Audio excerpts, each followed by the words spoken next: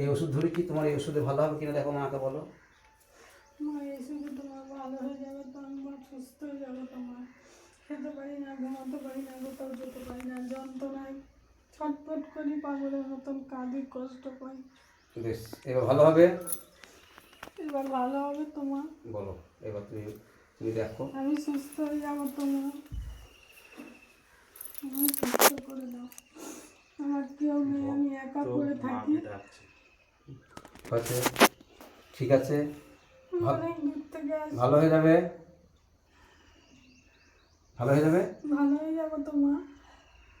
তুমি আমায় ভালো করে দাও, সুস্থ করে দাও। আমার কেউ নেই, হবে, আমি অনেক দূর থেকে একা একা আসি। আমার অর্থ হবে তো? আমার লোকজন নেই, কেউ নেই।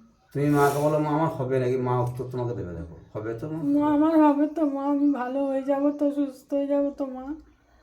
আমার এই কষ্ট দূর হয়ে যাবে তো। হবে, এরকম প্রত্যেকটা ভক্তই মনে অশেষ কষ্ট নিয়ে কিন্তু হবে মায়ের কাছে মা। আসে তারা। তো মা আমি কিন্তু অনেক কাউকে দিন খালি অনেক হাতে জায়গায় ফিরিয়ে দেয় না, তার দৌড়েছি, আর প্রমাণ তোমাকে করতে হবে। ডেকেছি, কেঁদেছি। আমি এক দাদার ভিডিও দেখে আমি এত দূর ছুটে এসেছি, তার সঙ্গে যোগাযোগ করে একাই। আমি তোকে ওষুধ দিলাম, এই রোগ এই ওষুধেই তোর রোগ ভালো হয়ে যাবে। আমার মেয়ে ছাড়া কেউ নেই, মেয়ে থাকে শ্বশুর বাড়ি, সে আমি আসি একা, খুব চিন্তিত করে, ও আসতে পারে না। আমি তথাস্তু, আমি ওষুধ দিলাম, মা আমি যেন সুস্থ হয়ে যাওয়ার জন্য আসতে না হয়, মা আর কষ্ট আর দিও না। তোমাকে আসতে হবে না, এই ওষুধই তোমার সুস্থ হয়ে যাবে।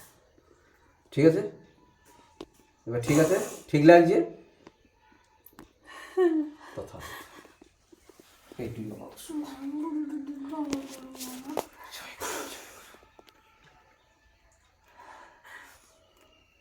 এটাকে খাও, হাতে একটু করবি না কিন্তু একদম, হাতে খাও, তোর ওষুধ ধরা খাও।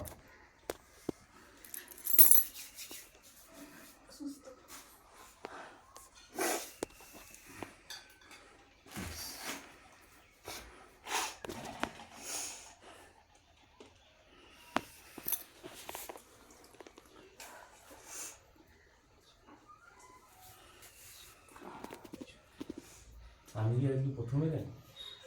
না, আরেকদিন এসেছিলাম, যখন ওই ওষুধটা খাচ্ছিলাম, এই মৃত্তিকা ফুল বেলপাতা, তখন আমি মানে এত কষা হচ্ছিল, ওষুধ তো সব ডাক্তার ওষুধ বন্ধ করে